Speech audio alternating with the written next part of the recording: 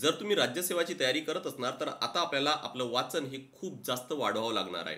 कारण आता आपल्याला उत्तर लिहायचं आहे म्हणजे बेसिकपासून आपलं चांगलं क्लिअर असायला पाहिजेत आणि खूप जास्त आपलं वाचन असायला पाहिजे तर आपले उत्तर हे नक्कीच चांगले होतील.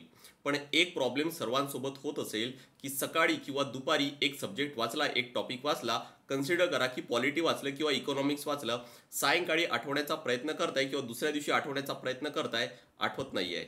जनरली हे होत असेल तर मग एक सोपी ट्रिक सांगतोय, महिनाभर तरी ट्राय करून बघा, नक्की तुम्हाला इम्प्रूव्हमेंट पाहायला मिळेल. तुम्ही जे काही वाचलेलं आहात त्याला फक्त एक 3 ते 4 लाईनमध्ये समराईज करण्याचा प्रयत्न करा आणि शक्य झाल्यास ते 3 ते 4 लाईनमध्ये लिहिण्याचा पण प्रयत्न करा. एकतर यातून होणार काय की तो टॉपिक तुमचा समराईज होईल, रिवाईज होईल आणि लक्षात नक्की राहील. दुसरं आहे की आन्सर रायटिंग प्रॅक्टिस करायची आहे तर त्याची सुद्धा तुम्हाला सवय होईल. त्यामुळे नक्की सुरुवात करा आणि प्रयत्न करा. नक्की याचे बेनिफिट्स तुम्हाला पाहायला मिळतील.